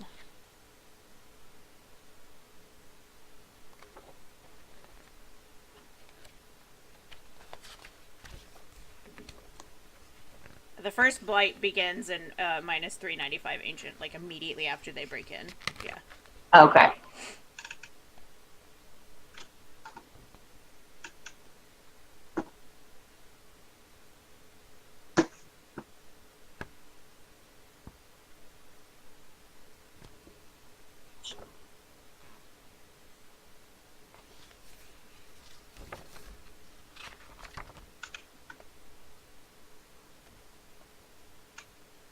And then the Grey Wardens are founded in -305 Ancient. What do you think Solus's beef with the Grey Wardens is? Because he does not like them. It's the blight. Well, yeah, but what's his beef with the Blight? I mean, obviously it sucks. I don't think he has any specific vendetta against the Wardens. He seems to take it I don't know. I feel like he takes them personally. Their idea was very fucking stupid. No, but I think But even wardens in before. general. Yeah, even before that, he does not have a super high opinion of the Warden. I think it might come down to the fact that they take blighted blood, drink it themselves, gain unhealthy, unnatural energy. Well, it's also very inefficient. I mean, it kills half the people that try to take the joining. Okay, so here's an excellent point. So we know how complicated the joining is to become a Grey Warden.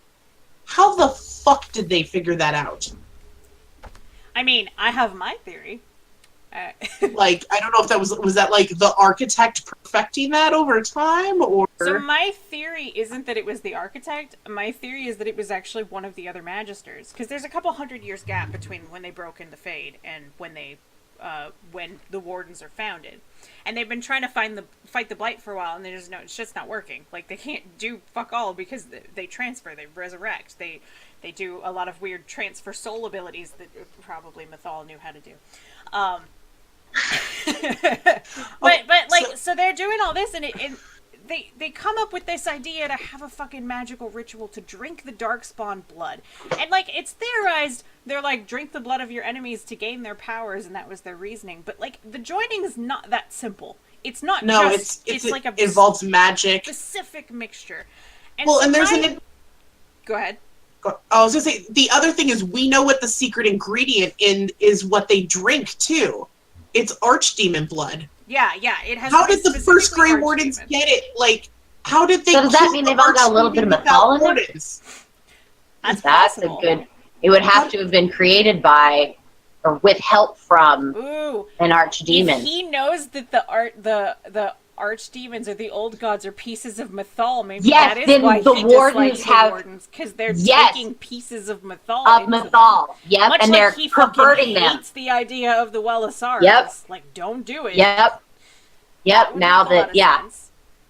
But that makes my theory sense for how they came up with this ritual is that one of the Magisters woke up before the other ones did. And obviously, maybe he had memories of what they did. Maybe he didn't. Maybe, who knows. But my theory is that a Magister actually came up, saw what the fuck they'd done, and was like, nah, we were tricked by the old gods. I'm gonna help these fools. And because they have a connection to the Darkspawn and understand it better, they were able to help these people develop this ritual and found the Grey Wardens. Now, my theory is also that it used to be reversible, that it used to be something that you could fix, but the Wardens wanted political power, and so they removed that, so it became a dedication, like, you have to sign up and dedicate forever, and we're making the sacrifice, so you need to do Yes, things because for the us. Wardens are a big fucking cult. Yes. And that's exactly what they would do. They'd be like, but there is a way to cure it, and it's got something to do with expelling a dragon piece. Something. I mean, it could have I don't had know something what. to do with those amulets, or the dragon blood, or... Dude, that whole book is just... Ugh. It needs who its own, knows like, how much of discussion it is guide. actually relevant. I mean, That's... David Gator, I love you. I love you, you salty, salty man. So and I'm not sure how spoilery this is, so we've talked about the idea How of theory. spoilery it... Well, like... I only say that because of our stream. Look, we're way past all the spoilers. Okay. I think it's okay. So we have theories is that, either being trapped or the veil coming up or something like that parts of the Evan Urus are poking through, whether parts of spirit or something, but they're trying to manifest somewhat through that. And, we've had, there's theories kind of generally in the fandom that Sarah may have, part of what Andrul, yeah, that's true. Yeah. Possibly Sandal. It's a very common theory that people believe Sandal may have another one. But I'm just kind of digging through some of the Elven stuff as we're talking, and I keep coming back to the youngest of the group, the Gillanane. Gillanane? Yes. But, have you actually ever dug into her codex before? She's the one with the Hala, right? Hala. Yes, she's the one that can create any beast or being in existence. We have multiple species that we have no idea of their origins. It said the skies teemed with her monsters, the land with her beast, and Arendelle hunted them all. But they saw her, and she had so much power that the gods offered. She wasn't a god. They offered to share it with her. Yeah. But she was separate. But to gain that power, she had to murder all of the things she had created. That was the price. She asked for 3 days. Yeah. So she struck down, the first day she struck down all the monsters of the air except for the ones she presented to Arendelle as a gift, which I'm guessing are dragons. Yeah. The second day she drowned all the giants of the sea except for the ones in the deep waters. It says who were too well wrought, and pride capitalized stopped her hand. Are those the Titans? Yeah, and Solus said no. And then on the third day, she killed all the beasts of the land, except for the Hala, whose grace she loved above all else. Hala. So that's interesting. And I like that little note of pride stopped her hand, because Solus It capitalized in pride, capital. And this is the official codex as well. Yeah. This is an official codex from Dragon Age. Too, if you look, I think there's nuggets of truth in the Oh shit, it's in the Temple of Mythal. Oh.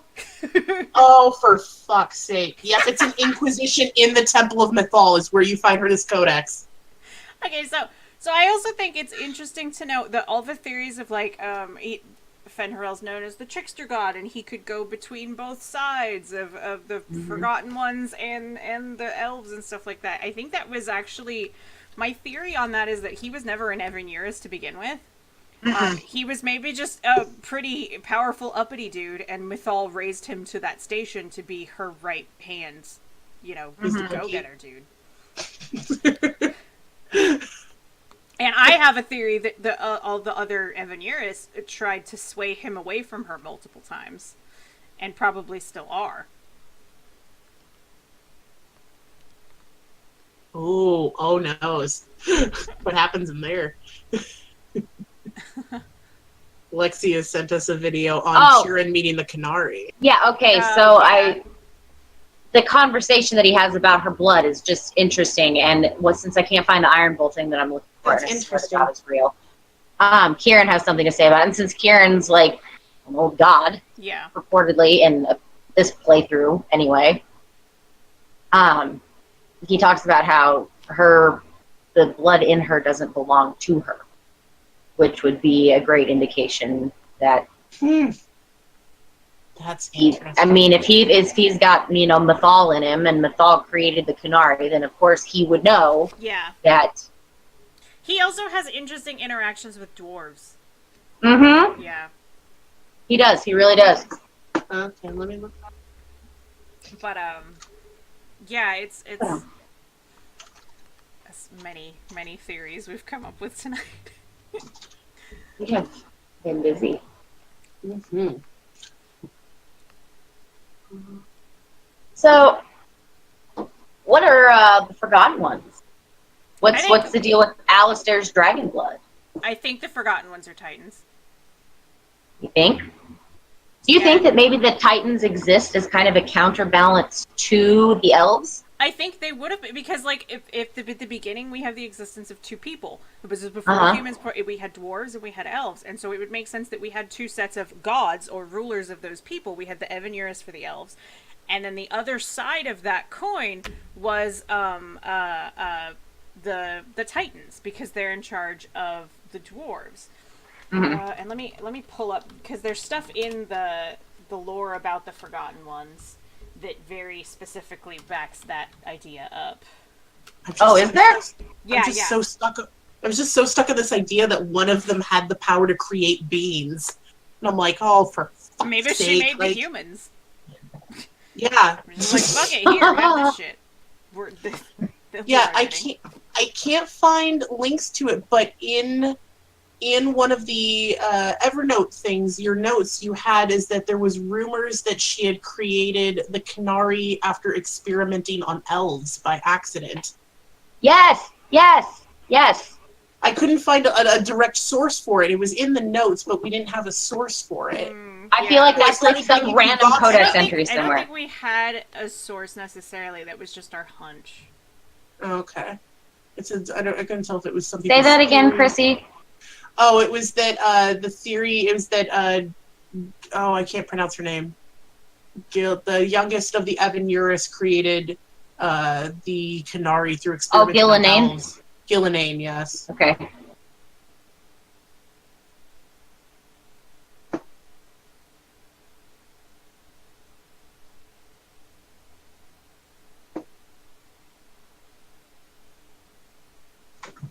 That's an interesting theory.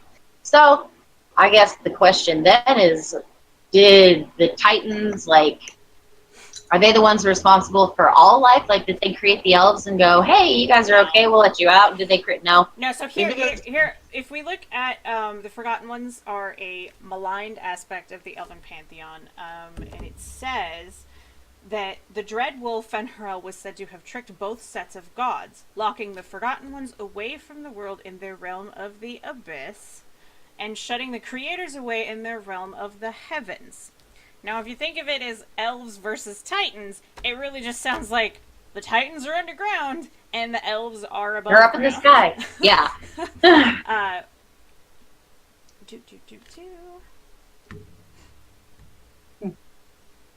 And then legend says the Forgotten Ones were many, but even the names of most of them have been largely lost to time.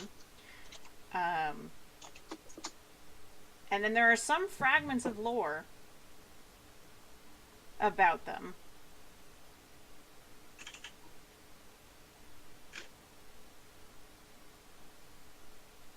Huh. Okay, so I'm looking at the pictures of the Titans. Like, I was just wanted to see the physical aesthetics. Mm-hmm. The way that they glow, like, what if there's someone inside? What if there's a god inside the Titan? Well, the Titan is a being. So Is it the being itself, or is it a vessel for one? If they're trapped underground, is it a I don't vessel? know. I mean, you could make that argument.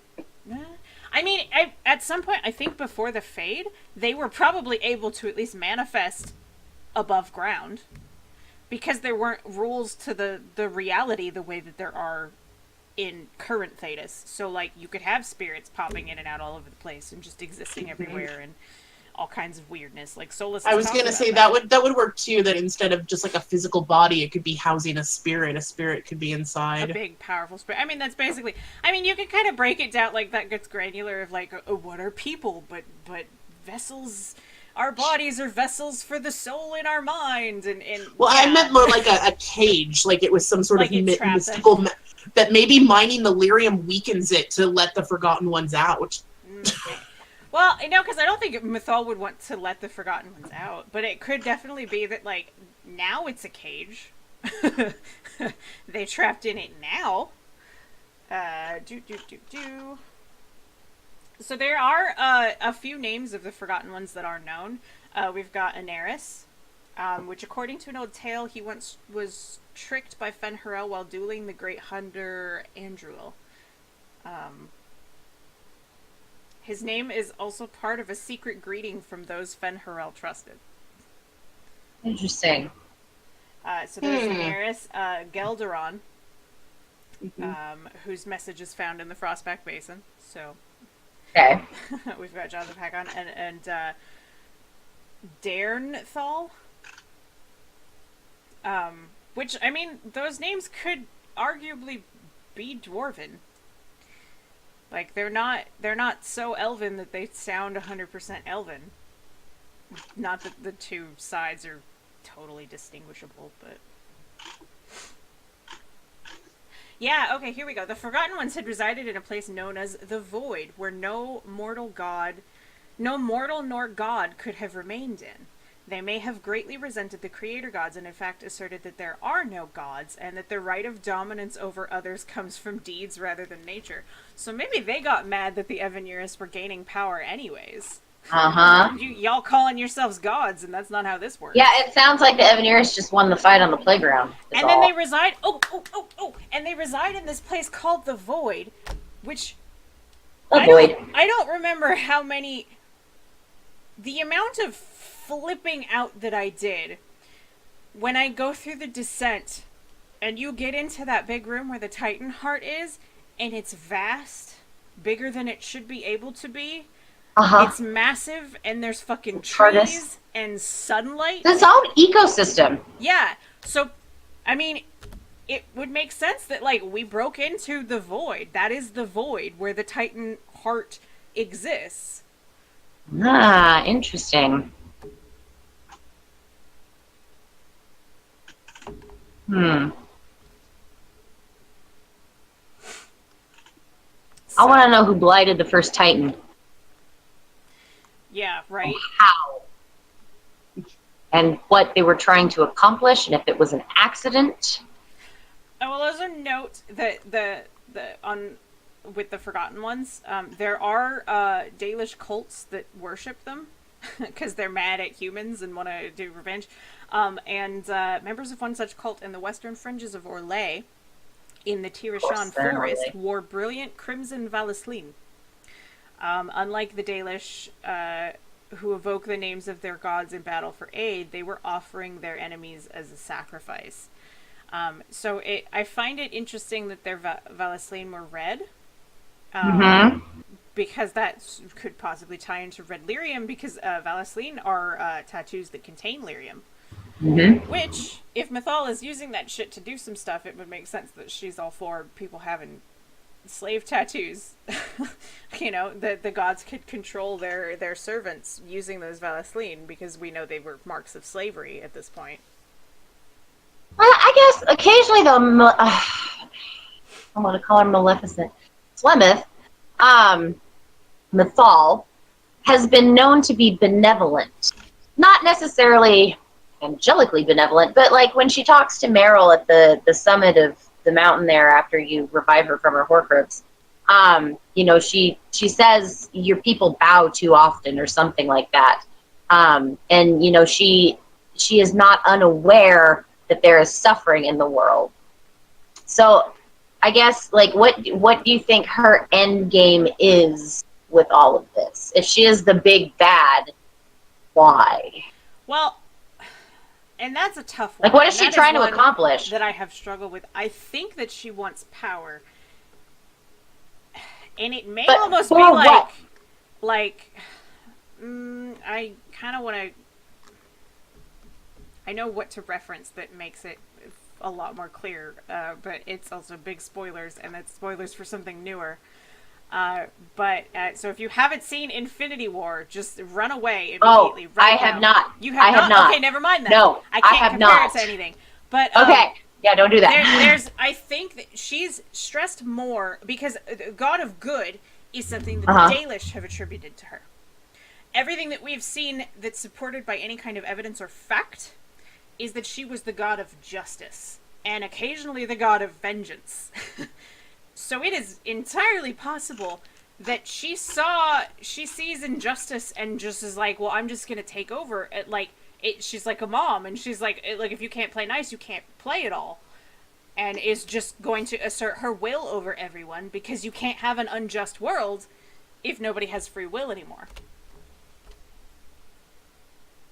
And that would make sense, like, why Morgan is so diametrically opposed to that, because she is very much like, do not take my choice. Like, yeah, Morrigan is 100%. I want my choice. My scene is my scene, and you can't have my scene. And yes.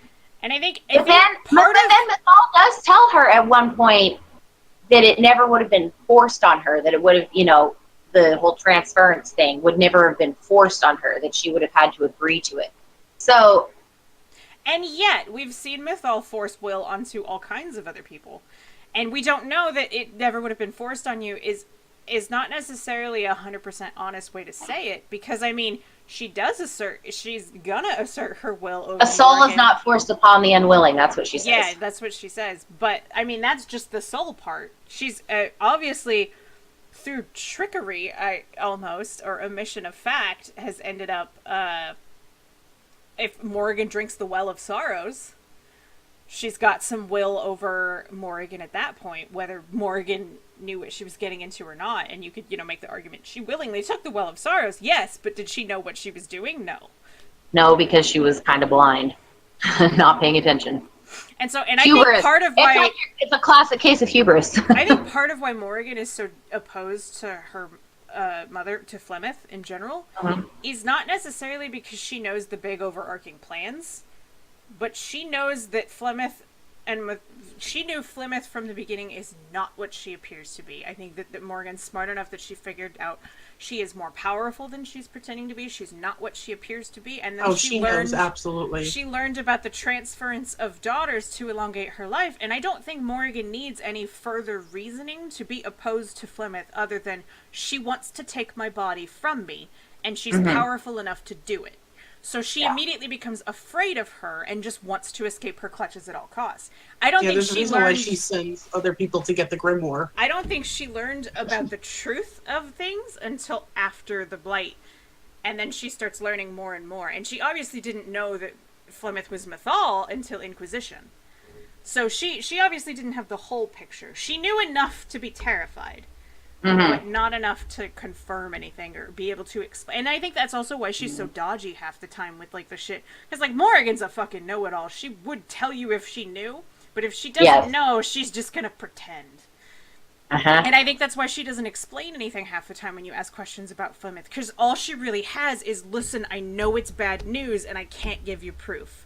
But it's bad, and you need to trust me. My gut is saying no. But she's a logical person, and she knows she wouldn't believe that from somebody else if they told her that. She'd be like, we're not going to condemn somebody based on a feeling. And so, of course, she just doesn't say it. She's just like, I'm just going to pretend to know things I don't, because that's the only way you're going to listen to me.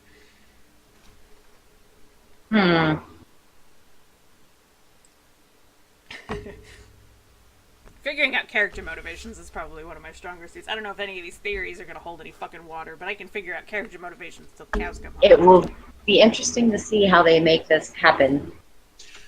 So I have an interesting tidbit I've been sitting on for 45 minutes because it didn't quite fit into conversation. Oh, shit. What?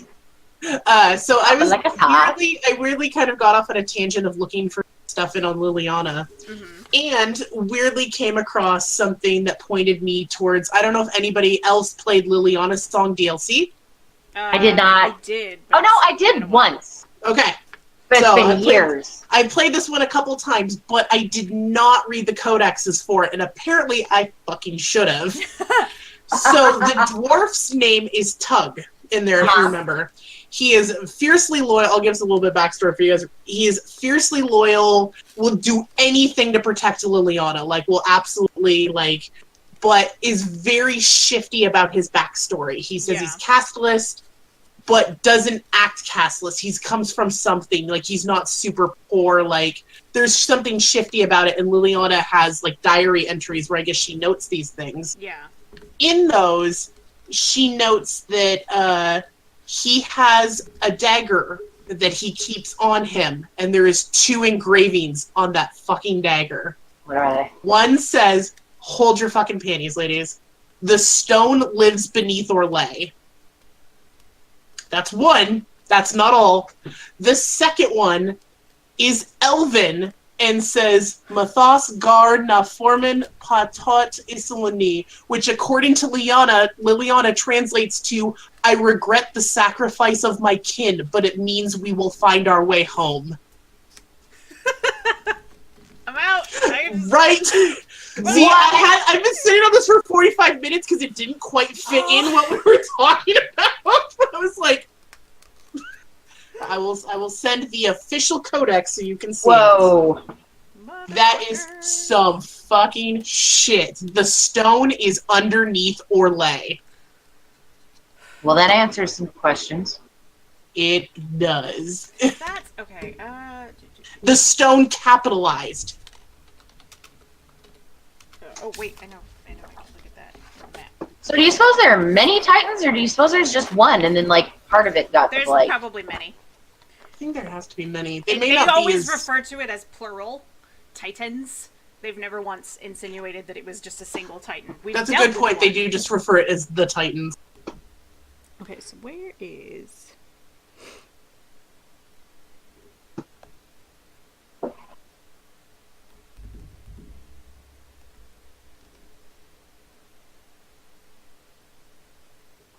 Tom, your hair is very pretty. Oh, thank you. I like the color. Thank you.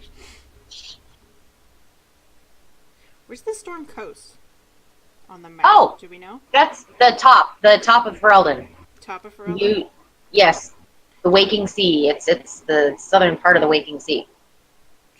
Like, you sail from Kirkwall to the Storm Coast.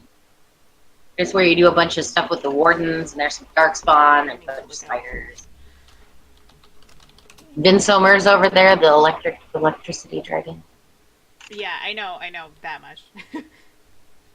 Sorry. I just need... What specifically do you want to know about the Storm Coast? How close it is to Orlais. Oh, you gotta go over the mountains. I think.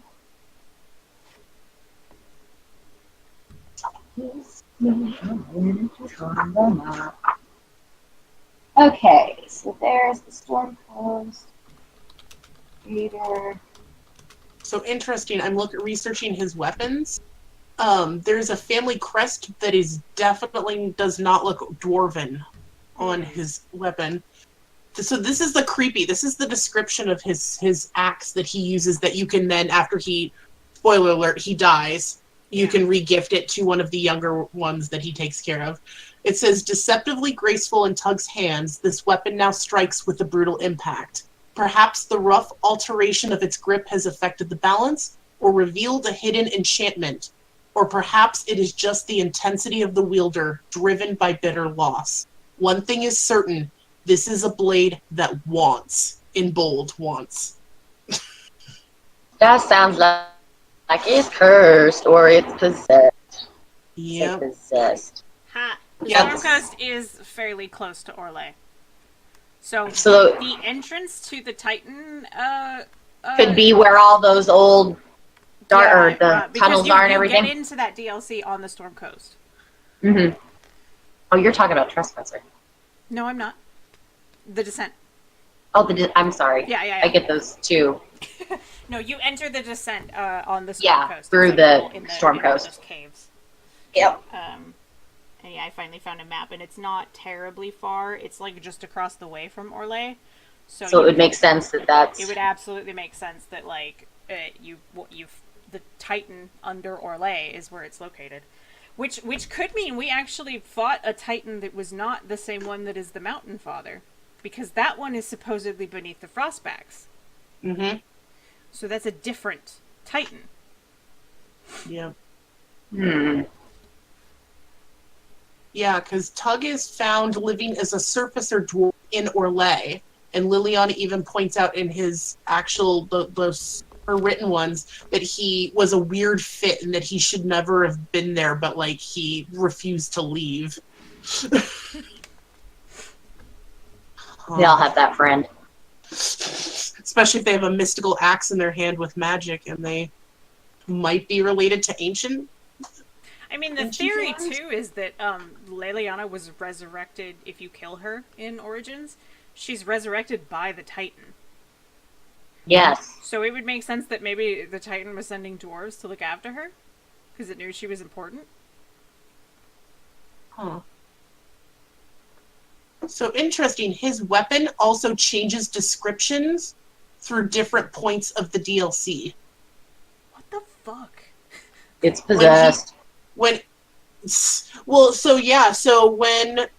he equips it, it says it's a plain weapon of heavy blade, deeply engraved gold bound into the grip. Those are the writings.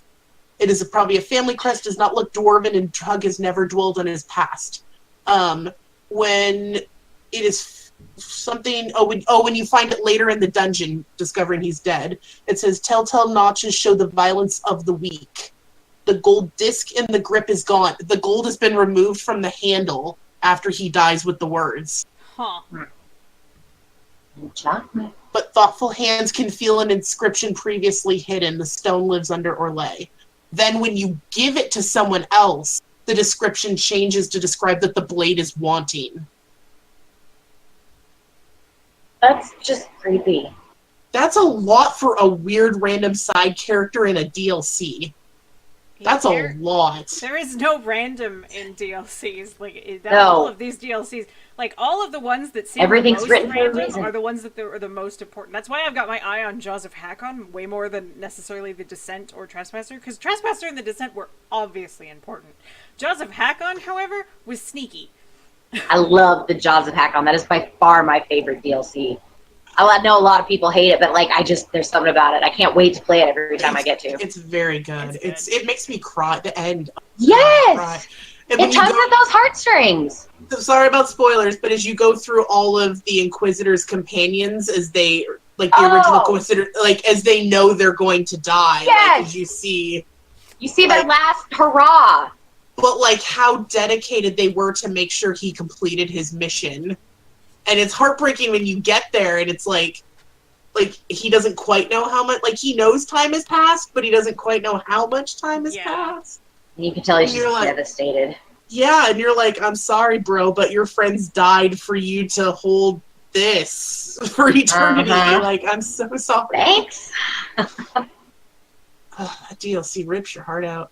But yeah, now I feel like I think I'm going to replay Liliana's song this week. Like, the fact that, like, the only people who've had, like, their own DLCs have been Morrigan for Witch Hunt. Yeah. Which was hugely important with the Alluvians later and all that stuff. But if you think about it, what does Liliana's song really add to the franchise as far as DLCs? I would argue that that's the one that adds probably some of the least. Like, I would, Legacy and stuff like that, that turned out to be massively important. Every DLC at some point between all these games have come back to mean something very important. Except for this one. And now I'm starting to think maybe it's not so plain Jane anymore. Maybe. Like, I'm going to have to go through this with the fine-tooth comb. Another thing that I want to do at some point, and this is super tinfoil hat, crazy pants, but I would love to sit down with the Trespasser DLC and pull up the... I don't know if everybody found it or if you know about it, but you can find a journal in the Trespasser DLC in the Crossroads where the destroyed library is, not far from it. That is Sandal's journal. Yes, and of course, yes. You have to like go out and like around the back of the building. And all he writes is enchantment, of course. Yep. Over in different. But he writes it differently every time, and I am convinced there's a code to it. Oh Yes. no! Yes, there is something going on there. Somebody There better is. have looked this up already. I'll get on that God. one because I have also seen that and I have been curious. Yeah. I'm really Well, interested to see if there's a code See if I that's can crackable. construct. I know it'd be difficult It's because not. it's just the word enchantment 87 times, like. But it's gotta mean something, and then and the fact that he was there in the crossroads, that's telling. What the fuck? What you doing, Right? Sandal? Yeah. Which also means he's been in every game. Kind of. Technically. He was also mentioned in the Descent too. Was he? Yeah, Yep. you can find notes of Bodan traveling. with Oh, him. that's right, Yeah. that's right, you can. I saw some interesting stuff when I was doing research for dwarves like last week that was talking about dwarves and their need to survive. So like Sandal was in the deep roads for ungodly amount of time. And like how did he eat, drink, like he'd been abandoned. But then if you remember Vala, like my girl Vala, she didn't eat or drink. She said she was sustained by the life force of the Titan. Yep. Like, Which would they be don't Illyrian, eat or wouldn't it? drink. Like, yeah, they stop consuming everything. Like, Mhm. Yeah, she got hella fucking weird. I remember I had theories about her too because I paid a lot of attention to the cutscene, how she changes. Her behaviors change pretty drastically after she's infected by the Titan, but I don't remember what they were. I really need. I've been meaning to, and now that I've got a better graphics card, I think I may stream a playthrough of Inquisition, and go through all of it and just rant about things as I play. Just yell about the lore. Days. so interesting. Sandal's journal, that one that you find, is dated from 941 to 944. Yes. Okay, so that's definitely why we don't see him in Inquisition. Yep. He And was stuck in the fade. I believe what happens is he went with Bodan to live in Orlais to be some patron for some noble. And that's the last we hear anything about them before they go missing. I think Bodan straight up was missing. But I don't recall that tidbit of story. I remember seeing something about it somewhere, I think. I think that was canon and not fanfiction. Right, at this point, it's... The struggle is real. Mm-hmm. Okay. Have you guys seen of Sandal's Prophecy from Dragon Age 2? Yes! Yes, I've never actually played it. I've never made it, like, pop, but yeah, it's interesting. It's like one day all the magic will come back, or one day the magic will come back. back, all of it. Everyone will be just like they were. Mm-hmm. The shadows will part and the skies will open wide. Ooh, I wonder if that's a reference to the people that are imprisoned in the heaven and the abyss. Probably. Potentially, the skies will open wide. That could also be the breach too, because because Bodan says, "Huh, what's this?" And Sandal responds, "When he rises, everyone will see." Yep. But it could also be a reference that like the Evaniris are going to break out of their prisons, and so will the Titans. I wonder if Sandal somehow got caught outside of whatever block the Titan put up, and so Sandal's still plugged into all this stuff. Either that, he was just chosen by a Titan. That's Titans true. That's I also like you. yeah. As we've seen, they can do. Right. Yeah, I think when what is her name? The dwarf lady from the Descent. What is her name Valta? again? Valta? Well, Yeah. yeah. I think I was comparing a lot of her mannerisms after she gets affected by the Titan to Sandal. Because there's a lot of similarities. Yeah, there are. I think there are also chosen of the Titans or something. Like, it's not quite good for your brain. There are also similarities between that and Tranquil, I think was another thing that I was looking at. So, Yes. I have theories about that too. And questions. which is the Triangular thing we haven't even fucking touched No, on. and I have notes about that connection to fate. I think we'll definitely have to structure some things and maybe take some notes and maybe do another one of these, plan it out, because we didn't talk too much about the Darkspawn. We didn't touch into like the stuff that happens in the book The Calling, or No, the Ivana. We calling. didn't really get to that. There's the Chantry. Lyrium's use today. Yep. I have Templar thoughts. I have so many Templar Templars are a thoughts. big thing. Templars and Seekers, I have so many thoughts and so Yeah. many theories. And so there's a lot that we could go over there. Talking more about Kirkwall, the Anders Justice situation, spirits, possessions. The situation. The situation. It is a Ugh. situation. Yes. Wow, a lot of people think Sandal's the maker. No. That's Yes, that is also a theory. I mean, lot. if the Titans just like Been kind of. taking him over, then sort of, maybe. I am positive that the maker's a Titan. If I'm wrong about that, I will eat my Dorian plushie. That's Don't on be Dorian. video. That is on video. Right? I will Get you a will knife get a and fork, as dig And I will right buy in. you a replacement. Yeah, if I'm wrong about that, I will be very surprised. Because I have found so much evidence to support the theory. And it could be confirmation bias, naturally, of course. But I would be really surprised. It feels right in my gut, in my inside place. Yeah, there's a lot of people arguing that he's the maker or he has the god June with him. Don't we know Yeah, I've seen nothing that about too. June? June is the god A of heart crafts. maker? Yeah. Dwarven crafts. Fine Dwarven crafts! Direct from Orzammar! We're a bunch of nerds. Alright. What? Oh my god, Bubbies. Bad Kitty. Kitty's like, we're done. It's 11. The contract is over, Mom. That was amazing. Your playtime's over, Mom. Bubbies, are you okay? He launched himself into a box full of stuff. It's sorry about that. Nice. Probably wasn't audibly great, but yeah, no, it is 11. So I think I'm gonna go ahead and cut our conversation off at this point because I have to be up at very early tomorrow to play Dungeons and Dragons on a different channel. So did you guys have anything you wanted to plug this evening? Let people know about, Kristen? Go read Once and Again. It's now on AO3 and on fanfiction.net due to requests and unfiltered. I was able to get doesn't need to be censored. So all your favorite creepy sex scenes are up there. And I still have the other project, which I'm trying to get a couple of chapters written of, but that will be up soon, probably. Go read the other shit. Alex? Kind of good. I have nothing interesting going on. We're in the home stretch of my kid's school, so that's what I'm doing.